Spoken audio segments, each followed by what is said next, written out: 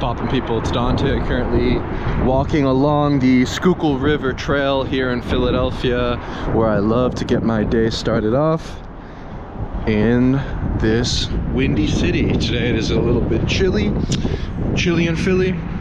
However, yeah, it's always nice to go for a walk. And today I'm thinking about this notion of courage versus skill. And so I remember being a young boy, learning to ride my bicycle, learning to skateboard, you know, at a very young age, around 4, 5, 6 years old. I remember, you know, you start with the training wheels, you take the training wheels off, you know, then you start to ride downhill. And I grew up in Roxborough here in Philadelphia and spent my youth in Kelly Park. There is where I learned to ride my bike. So yeah, essentially Kelly Park has this hill, and we would ride down the hill and learn to ride our bike this way. You know, you would start off on the flat ground, then go down the hill, and then eventually, morning. Eventually, Cheeto? Cheeto, yeah. Cheeto, like the chip? The dog's not red though. Oh, it used to be? What happened? He totally lightened up. Oh wow. I know, he used to be darker. I am actually afraid of dogs. Are you? I've always been afraid of dogs since I was a little kid. Cheeto. But look, I'm now petting it. So I must be fueling myself with courage. Have a great day. So yeah, I used to be afraid of dogs growing up. I always was. You know, I always was afraid of dogs. So yeah, riding down the hill with my bike. So yeah, flashback. I remember this dirt little ramp. I don't believe we constructed it. I think some like older teenagers or somebody constructed this ramp, and then one day me, my brother, and some friends decided it would be cool to try to hit the ramp for the first time. And so we would ride down this dirt this driveway to practice, and eventually to hit the dirt ramp you have to go off the concrete into the grass. And then, you know, when you're riding in grass with a bike when you're young, it's a little bit scarier, it's a little bit more difficult and challenging. And then you hit this dirt ramp, you go flying, you know, you fall, you get back up, you keep trying, and when you're around a group of friends and comrades, you sort of hype each other up and see who can land this trick first. And you know, I use this word trick, right? It's like a trick, you know, you go up the ramp, you land. It's sort of like a trick, it's a skill, it's something that you learn. However, I believe that courage is required to do the thing first and foremost, right? So, you know, you muster up that courage, you go back down the hill again, you hit that ramp, you keep trying over and over again until you get it. And, you know, from there, I got really into skateboarding. So my brother and I learned to skateboard at Franklin D. Roosevelt Park, FDR Skate Park, a DIY, do-it-yourself, crazy skate park. This skate park is one of the most legendary skate parks in the United States, the world, honestly, like maybe the East Coast, I guess. Yeah, it's one of those legendary skate parks when you consider the fact that I think in like Tony Hawk's Pro Skater, the original, or like the second one, Love Park, FDR Park, yeah, these two locations were integrated within the maps in the video game. So yeah, if it was in the video game Tony Hawk's Pro Skater, look, it must be a legit skate park. However, the most daunting thing about this skate park is the size of the ramps. You know, the skaters were the designers of this park. They built the skate park, and they built the skate park in a way that requires an intense amount of courage to even attempt skateboarding there. You actually need courage to skateboard there. You know, it's not like Payne's skate park, which I'm actually close to right now, which is, you know, a lot of flat ground. It's more like a plaza. It's easy going, you know, anyone can sort of just skate there. FDR's ramps are unlike anything you'll ever see in a skate park. They are extremely large, and needless to say, requires courage to skateboard there. You know, in this skate park, it's not like it's a professional park, you know, it's all concrete. There's lots of pebbles and cracks and things you got to look out for. Glass, who knows, you know, where you'll scrape your knees oftentimes here at this skate park. And so learning to skateboard at FDR at a really young age, you know, it gave me and mustered up a lot of courage within me as a child. And from there, we got really into skateboarding. We received a quarter pipe ramp for Christmas, and it was like this awesome quarter pipe. We set it up at the bottom of our driveway, and my brother and I would ride down this driveway and launch ourselves up that ramp as we got older, as we were like maybe 12, 13, and like our older years at that point in our childhood. And we would launch ourselves off the quarter pipe and land in the bushes, just sort of throw our bodies into the bushes as like a foam pit and just see what you could do. And to be fair, I actually was never technically a great skateboarder. I was never actually one that could kickflip. You know, I would mostly enjoy carving out the bowl and doing these simple movements on the ramps or flat ground, and never got too into the technical side and the skilled side, I suppose, of skateboarding. However, I had courage, and I remember at Woodward in Franklin Mills Mall, which I believe now is like the Philadelphia Mills Mall or something, we attended a skateboarding camp there, and I've never ollied down a set of stairs, but they had this perfect set of stairs and these ledges that you could ollie up on and land down, and you really needed courage to go up on these ledges and land and then hit the stairs and just throw your body down the stair set over and over and over again. And it took like a full day of skating for many hours to then finally land the ollie down this set of stairs. And it really has nothing to do with skill. You know, a lot of skateboarding, while it requires skill, it does start with courage, where you throw your body down the obstacle, get back up, try again until you land. And I feel that courage has always been something in my life, even considering photography, where the first place that I photographed here in Philadelphia is a gritty, raw city. You know, you're on the streets, you have to have courage, you have to get close. And while I learned with a Leica M3 rangefinder camera making these sort of classical sort of street shots originally, I then decided to muster up the courage to photograph using flash. And what I would do is I would actually just purchase these disposable cameras from Rite Aid or CVS, and I would walk down Market Street and use flash and see how I could photograph people this way. I actually remember the very first time I went to use the flash and photograph somebody, this guy like took off his belt and tried to whip me.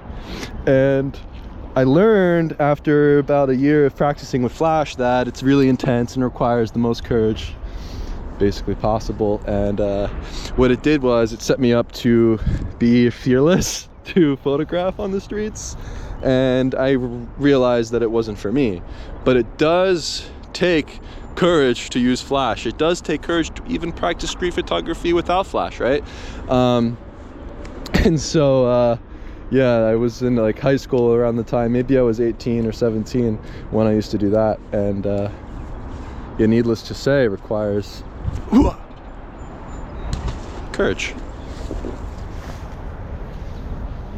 And so from there I photographed in Baltimore, and so yeah, when I photographed there, you know, I carried around a Ricoh GR2 in the pocket. You really have to integrate yourself within the community and get to know people, chat with people. It requires courage for you to interact with strangers. It requires courage for you to go into new communities that you're unfamiliar with.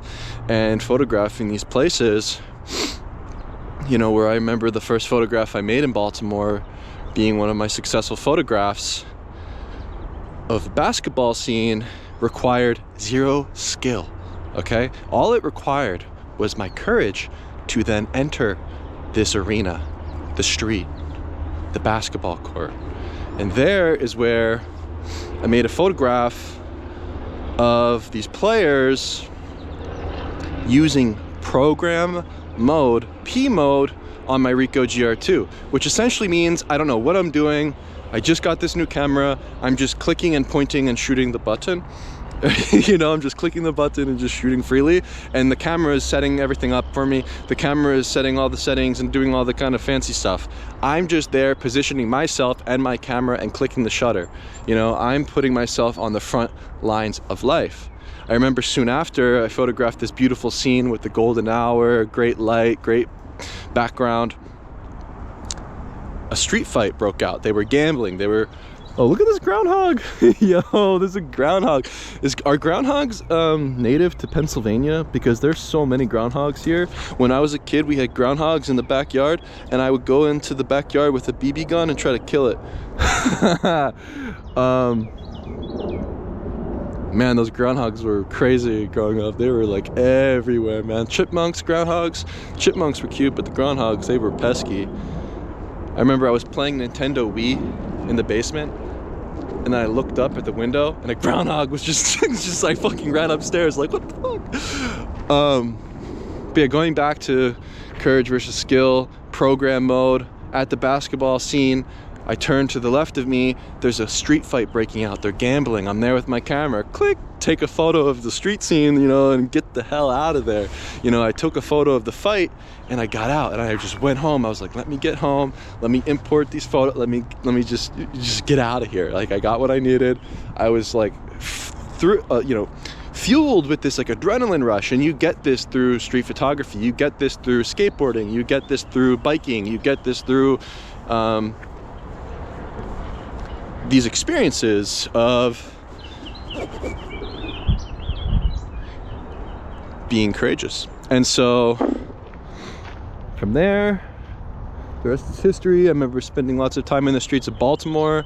There was a scene where I was photographing this girl with a flower at this mural, and then a drive-by happened and I was getting shot at and I just ran home. You know, and later would find myself studying at Hebrew University in Israel and Jerusalem, and photographed extensively in the West Bank. And there, yeah, I mean, I learned very quickly that it requires you to enter the arena. It requires you to enter the street. It requires you to go out there without preconceived notions of what you will find. And so when I think of this, I'm reminded of the first day I decided I wanted to go into a community and photograph in East Jerusalem, Shafat. And Shafat is a Palestinian refugee camp surrounded by the gigantic wall. And this wall is looming and very tall. And so I decided before going, let me go on Google, let me look at some images. What does this place look like? You know, check the news. Everything's negative. Everything is showing, you know, do not go here. You know, you are entering a danger zone, obviously. You know, all these sort of like things that the news promoted was about conflict and the images of violence and things. And I decided, okay, I need to muster up the courage to just go there. So I packed my camera, I went to this location, I put my things through the security. You go in, you're kind of just locked in, right? Once you go through the gate, you're in. And then you are now in no man's land along the wall. I'm walking around and there's basically no people around this wall. It's just like this, I called it like no man's land, it felt like, you know? And you know, over my time going through this wall and entering this location time and time again, you know, people started to notice me. You know, people would invite me into their homes. I would drink tea and have coffee with them. You know, eat food with people and the workers, and they would share with me. And you know, I spent time on a construction site, you know, holding the wood for the guys and like playing with them in a funny way. Like just a lot of random experiences, you know. And you know, going to the rooftops, observing the pigeon coops and how they keep the pigeons. And you know, I actually was boxing with this guy, this big scary guy, dude. This big scary guy in like shark teeth. He was like play street fighting, and like we kind of like scuffled a little bit just for fun. And I think like through me showing courage, you know, maybe I gained respect more. And I even did some similar acts in Jericho where I would arm wrestle everybody, and I essentially beat every single Palestinian guy that would come up to me and try to arm wrestle. And yeah, through showing courage, maybe you were then respected more. But alas, in this refugee camp Shafat, this young pesky boy threw a rock from the hill, hit me in the back of the leg. That shit hurt, man. That rock hurt. I got hit with the rock. But later that day, while along the wall, a kid threw a baby stroller up against it, and I made a really strong photograph of the moment. I then climbed to the top of the wall, feeling like a conqueror, like I conquered this wall. And I went home. You know, like it was a really exhilarating experience to do these things where I found myself on the front lines, photographing conflict between Israel and Palestine many times. You know, people get shot, people get killed, you're on the front lines. You know, I was tear gassed. You know, it requires courage, obviously, to do these things. And it just reminds me that it does not, like photography, it does not necessarily come down to your technical capability, your skill. It really comes down to your courage and what you're willing to do and where you're willing to go. And if you're willing to go into the chaos, into the unknown, on the front lines of life. And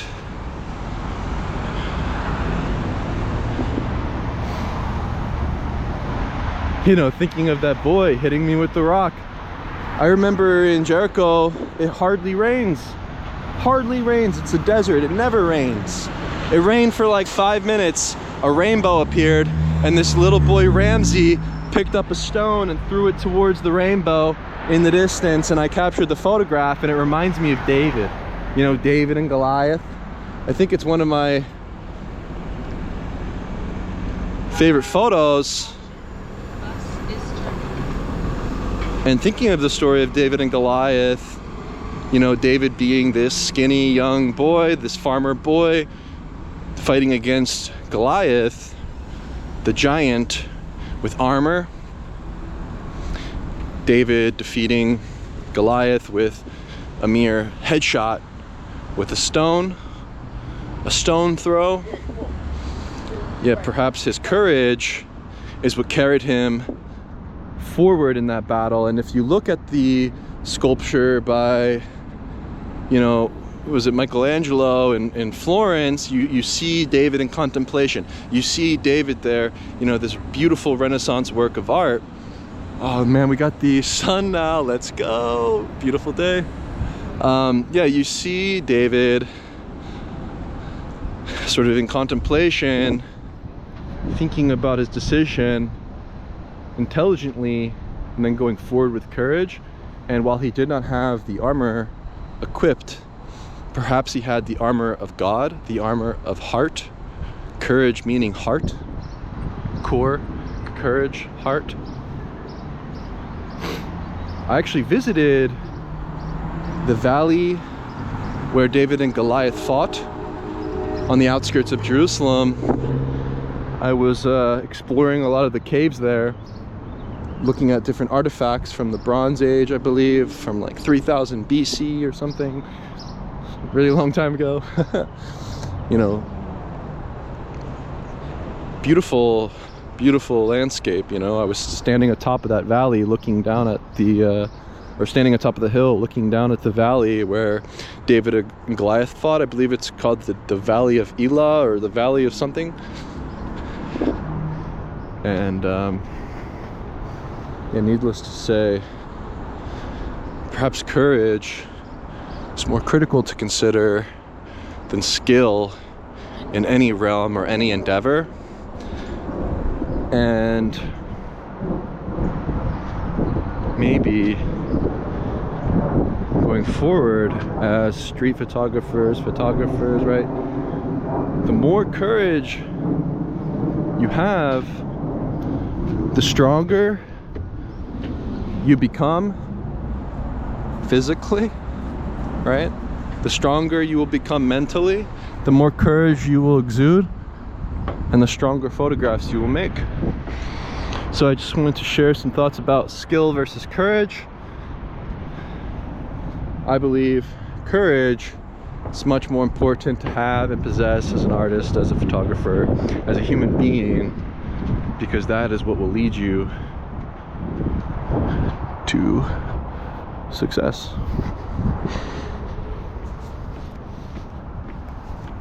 Love coming here to this view, and yeah, just enjoying this elevated space. You know, I find that when I visit this location, you know, maybe it requires courage. You know, maybe it requires courage to stand on the edge of the cliff, to stand on the edge of a dangerous cliff like this. But when you're full of courage, when you're full of heart, yeah, maybe maybe nothing can really stop you.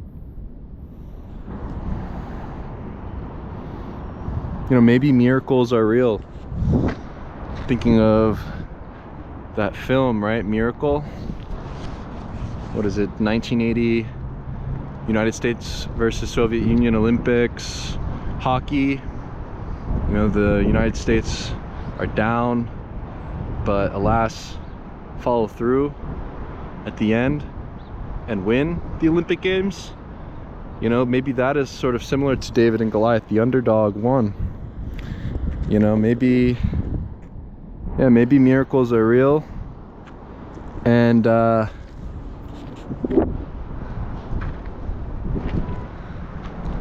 yeah, at the end of the movie, or even just, it was like a real, you know, it's like a documentary basically. I remember the announcer, he says, you know, do you believe in miracles?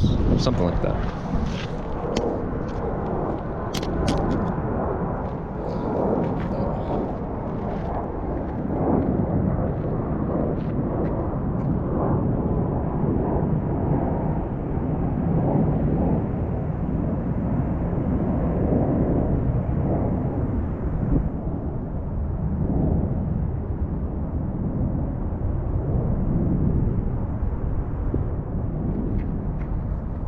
You can never make the same photograph twice. You can position yourself and your camera at this very location every single day, but you can never make the same photograph.